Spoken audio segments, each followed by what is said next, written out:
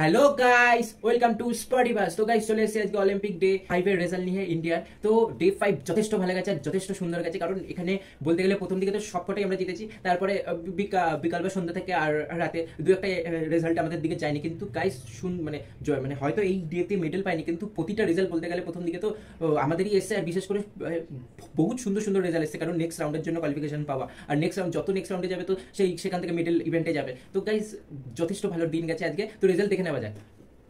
Men's 50 metre rifle three পজিশনে আশিস কুমারে সে কিনা 11th rank পেয়েছে, ঠিক আছে, টপ 8 কোয়ালিফিকেশন পায়। কিন্তু এই ইভেন্টে একটা সুখবর যে স্বপ্নিল কুশল সে হচ্ছে 7th র্যাঙ্ক পেয়ে নেক্সট রাউন্ডে গেছে, তো এই মিডল রাউন্ডে নেক্সট রাউন্ডে খেলবে। তো এটা কিন্তু ফার্স্ট টাইম কোয়ালিফিকেশন হলো, এটা একটা রেকর্ড, ঠিক আছে। ইন্ডিয়ার ইভেন্ট এই ক্ষেত্রে ইন্ডিয়া কন্টিনেন্ট এই ফার্স্ট টাইম গেল। আর তোমার ক্ষেত্রে সে 11 পেয়েছে, হয়তো কোয়ালিফিকেশন পাইনি, কিন্তু ইন্ডিয়া র্যাঙ্ক আগে হলেই কোয়ালিফিকেশন পেতো। আর 1 পয়েন্টের জন্য জাস্ট কোয়ালিফিকেশন হয়নি, 8 আর 11 মধ্যে জাস্ট 1 পয়েন্টের গ্যাপ ছিল। আর সবথেকে বড় কথা, এখান থেকে ইন্ডিয়ার একজন গেছে, আর এখানে প্রায় 50 জনের কাছাকাছি যোগ দিয়েছে, সেখানে 11th হয়েছে। তো যথেষ্ট ভালো ফিনিশ করেছে। শুটিংয়ে ম্যান স্টেপ কোয়ালিফিকেশন রাজেশ্বরী কুমারী আর হচ্ছে সেহসী সিং, তারা 22 আর 23 করেছে। এইটা সেম ওটারই ওমেন্স ইভেন্টটা, যেটা কিনা 22, 23 দুজন পেয়েছে, কিন্তু নেক্সট রাউন্ডে যায়, ঠিক আছে। তারপর ব্যাডমিন্টন ম্যান সিঙ্গেলে গ্রুপ স্টেজে পিভি সিন্ধু জিতেছে।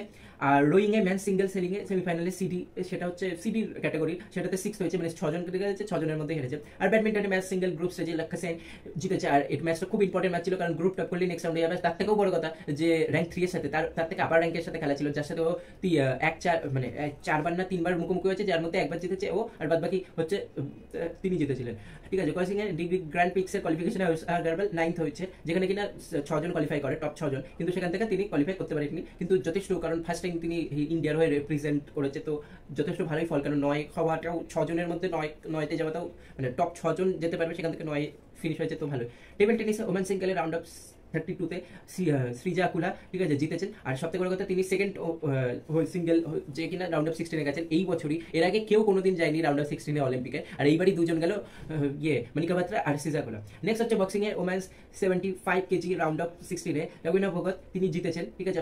খুব সুন্দর লড়েছেন, মানে অপোনেন্টকে আসতেই দেয়নি ম্যাচে। নেক্সট আর্চারিতে ওমেন্স ইন্ডিভিজুয়াল রাউন্ড অফ 64-এ দীপিকা কুমারী, তিনি জিতেছেন, নেক্সট রাউন্ডে যান। আর্চারিতে ওমেন্স ইন্ডিভিজুয়াল রাউন্ড অফ 32, তারপরেই ছিল দীপিকা কুমারী, তিনি এটাও জেতেন, খুব ব্ল্যাকের জোরে জেতেন, ঠিক আছে। টেবিল টেনিসে ওমেন সিঙ্গেলে রাউন্ড অফ 16-এ মনিকা বাত্রা হারেন, আর ভালোই খেলেন মোটামুটি, কিন্তু আরেকটু ভালো খেললে হয়তো বলছেন হয়তো জিতে যেত, কিন্তু ভালো লাগতো। তিনি হচ্ছে ইন্ডিয়ার টেবিল টেনিসের, মানে ওমেন্সের ক্ষেত্রে বিশেষ করে লেজেন্ড বলা যাবে, কয়েক বছর পর তো হয়েই যাবে। আর্চারিতে মেন্স ইন্ডিভিজুয়াল রাউন্ড অফ 64-এ তরুণদীপ রায় তিনি হেরে যান, আর আমার খারাপ লাগে কোথাও না কোথাও, তিনি এগিয়ে গিয়েও হেরে যান। ব্যাডমিন্টনে ম্যান সিঙ্গেলে গ্রুপ স্টেজের এইচএস কোনায় জিতে যান, আর এটা একটু টাফ ম্যাচ ছিল, কারণ তার কোথাও না কোথাও শরীর, মানে কোথাও মুভমেন্টে অসুবিধা হচ্ছিল, সেটা দেখেই বোঝাচ্ছিল।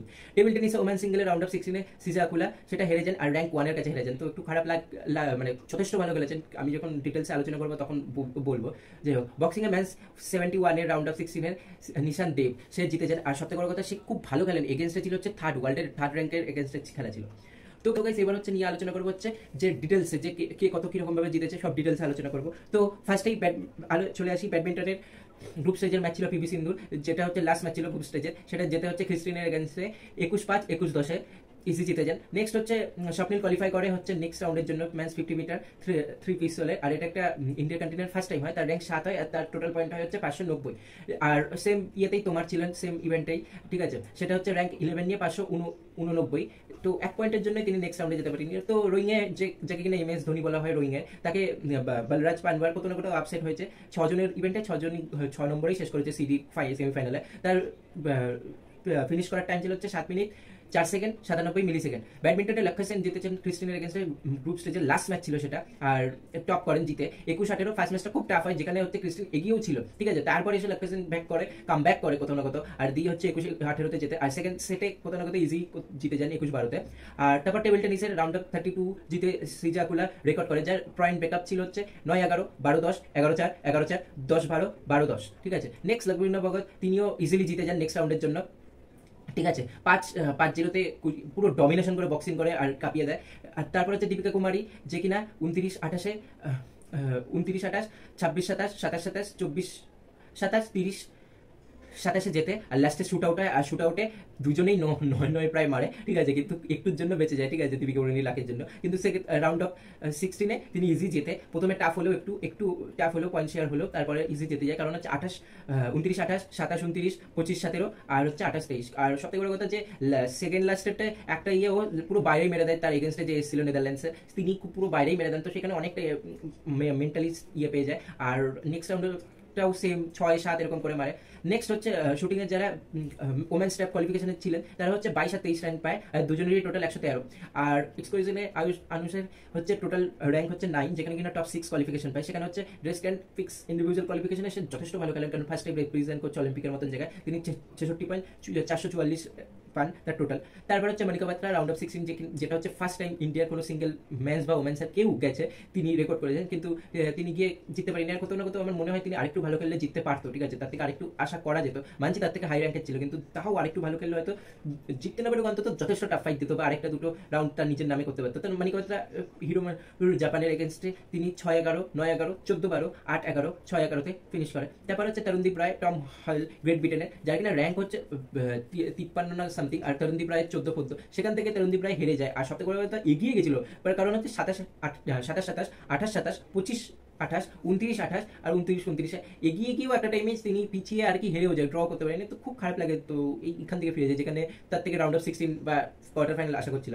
তারপর নেক্সট এইচএস পুনায় ফার্স্ট ম্যাচ একটু পিছিয়ে থেকে স্টার্ট করে, তার মুভমেন্টও হচ্ছিল না, আসছিল না। তো এইচএস পুনায় 16-21, 21-11, 21-12-তে যেতে। আর লাস্ট দুটো ম্যাচ হচ্ছে ডমিনেশন করেই কোথাও না কোথাও যেতে, কিন্তু ফার্স্ট ম্যাচটা কোথাও না কোথাও আসছিল, কিন্তু মুভমেন্ট করছিল, নিতে পারছিল না, মানে বডি যে চলছিল না সেটা বোঝাই যাচ্ছিল, কোথাও না কোথাও অসুবিধা হচ্ছিল। আর এটাই হচ্ছে বলার কথা যে একটা মানুষ চিকেন পক্স থেকে এসে 2-3 সপ্তাহ আগে সে খেলতে পারবে কিনা সন্দেহ ছিল, সেখান থেকে খেলছে, কোয়ালিফিকেশন পেল এত কষ্ট করে, দিয়ে হচ্ছে দুজনের একই কন্টিনেন্টে দুজনের একসাথে নেক্সট রাউন্ডে দেখা, তাও আবার রাউন্ড অফ 16, না সেমিফাইনাল না কোয়ার্টার ফাইনাল না ফাইনাল, এগুলো হলে তো মানা যেত না, ঠিক আছে, এখানে কষ্ট করে পৌঁছেছে, তো এরপর আর কেউ নেই তাই মুখোমুখি, ঠিক আছে, কিন্তু এটা যে ড্রটা করেছে খুব বাজে করেছে। নেক্সট হচ্ছে নিশান দেব, যে কিনা মেন্স 71 কেজি রাউন্ড অফ 16 লড়ছিল, নিশান দেব 3-2 জিতে যায়। আর টিজন যে কিনা ইকুয়েডরের থার্ড র্যাঙ্ক, মানে ইকুয়েডরের থার্ড র্যাঙ্ক না, ওয়ার্ল্ড ওয়াইজ থার্ড র্যাঙ্ক, তাকে হারিয়েছে। আর সব থেকে বড় কথা হচ্ছে শুধু হারায়নি, ডমিনেশন করছে, এখানে 3-2 দেখাচ্ছে, কিন্তু ফার্স্ট ইয়েতে 4-1 জিতেছে, সেকেন্ড ইয়ে তো 4-1 এগিয়েছিল, তারপর একটা কোথাও না কোথাও জিতে গেছে বলে একটু। আর ইকুয়েডরের বক্সার তার মনে হয়েছে যে আমি পিছিয়ে আছি যথেষ্ট, কারণ নিজেও বোঝা যায় তিনি আমার থেকেও এক্সপিরিয়েন্স, কারণ তিনি খেলে সেই স্পোর্টসটা, তো সে নিজেই বুঝতে পারে যে আমি কোথায় এগিয়ে আছি না পিছিয়ে আছি। তো সেই জায়গা থেকে তিনি অল আউট অ্যাটাকে যাবেই স্বাভাবিক, আর তার র্যাঙ্ক বেটার, তো সেই তুলনায় আরও, ঠিক আছে, তো সেই জায়গায় দাঁড়িয়ে তিনি গেছে, চেষ্টা করেছে, তাই জন্য লাস্ট ইভেন্টে 3-2 হয়েছে লাস্ট বাউটে। নাহলে কোথাও না কোথাও যথেষ্ট নিশান্ত ফার্স্ট টাইম অলিম্পিক খেলছে, ফার্স্ট টাইম মানে অলিম্পিক বাউটে নেমেছে, তার আগে একটাও বাউট করেনি, যে প্রিভিয়াস রাউন্ড অফ 16 আগে রাউন্ড অফ 32 খেলেছে, এরকম না। তো সেই জায়গায় দাঁড়িয়ে যথেষ্ট ভালো খেলেছে। আর লাস্ট ছিল হচ্ছে র্যাঙ্ক 1-এর সাথে চাইনার সানের সাথে শ্রীজা আকুলার রাউন্ড অফ 16 ম্যাচ। আর এখানে একবার বলার কথা যে শ্রীজা আকুলা হেরেছে, ঠিক আছে, 12-10, 12-10, 11-8, 11-3, কিন্তু একটা টাইমে শ্রীজা আকুলা লিড করছিল, ফার্স্ট ইয়েতে 6-10 লিড করছিল, সেকেন্ড ইয়েতে কত 7 না 8 লিড করছিল 10-এ, ঠিক আছে, এরকম একটা ব্যাপার, যে দুটো গেম পয়েন্ট ছিল, থার্ড ইয়ারটা তাও ক্লোজ ছিল, কিন্তু এই প্রথম দুটো যদি জিততো তাহলে কোথাও না কোথাও আরো দুটো খেলতে হতো। তো আমি ভাবছি যে কি হলো, যাই হোক, তো রেজাল্ট যথেষ্ট ভালো এসেছে। আর যেই আমি বলছি আজকের দিনের রেজাল্ট যথেষ্ট ভালো এসেছে ডে 5-এ, ঠিক আছে, হয়তো কিছু কিছু ক্ষেত্রে হেরেওছি, ঠিক আছে, সেটা দেখলেও মনে হয় যে না ফাইট হয়েছে, আর কাদের কাছে হেরেছি না আমাদের থেকে বেটার র্যাঙ্ক, ঠিক আছে, বেটার প্লেয়ারের কাছে, তো সেই জায়গায় দাঁড়িয়ে যথেষ্ট ভালো লেগেছে, টিম ইন্ডিয়া যথেষ্ট ভালো করছে। আর কোথাও না কোথাও বাকি যেদিন আমি একটু আপসেট ছিলাম রেজাল্ট দেখে কারোর, সেটা যদি এরকম হতো আমি খুব খুশি হতাম, কারণ সব কিছু জিতবো মানছি না, ঠিক আছে, এটা ধরা যায় না, কিন্তু বেটার থেকে বেটার তো করা যায়। মিনস হচ্ছে আমি হারছি, ঠিক আছে, আমি হয়তো ইভেন্টে হেরে যাবো, ঠিক আছে, কিন্তু বেস্ট দিচ্ছি, মানে দেখে মনে হচ্ছে না কেউ ইজি হেরেছি, ঠিক আছে, যথেষ্ট ফাইট দিয়েছি, যতই আপার র্যাঙ্ক হোক, হয়তো একটা সময় সবাই ভাবছিল হয়তো জিতেও যাবে, এরকম একটা ব্যাপার যে হলে সেটা ভালো লাগে, ঠিক আছে। সিজাকুলার ফার্স্ট অলিম্পিক ইভেন্টসে রাউন্ড অফ 16 যেখানে এর আগে কেউ সিঙ্গেলে যেতে পারেনি, সেইখানে দাঁড়িয়ে গেছে, আর গেছে র্যাঙ্ক 1-কে প্রায় হারিয়ে দিচ্ছিল, তো মানে কোথাও না কোথাও একটা দুটো সেট তো হারিয়ে দিত, সেই জায়গায় দাঁড়িয়ে যদি নেক্সট বার এই কনফিডেন্স নিয়ে আসে এই মেয়েটা, ঠিক আছে, 19-20 বছর বয়স, সে নেক্সট বার কতটা ভালো খেলবে, আর হয়তো মেডেল কন্টেনশনেও থাকবে।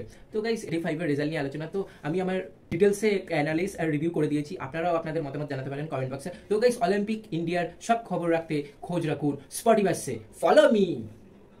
সবাইকে রিকোয়েস্ট করছি একটা জিনিসই, যে প্রত্যেকে লাইক, কমেন্ট, শেয়ার, সাবস্ক্রাইব করবেন, প্লিজ প্লিজ, এটা আমার প্রথম চ্যানেল, আপনারা পাশে থাকুন, প্লিজ সাহায্য করুন, আমি আমার যথাযথ চেষ্টা করব, প্লিজ, তাই আপনারা লাইক, কমেন্ট, শেয়ার, সাবস্ক্রাইব করবেন, প্লিজ।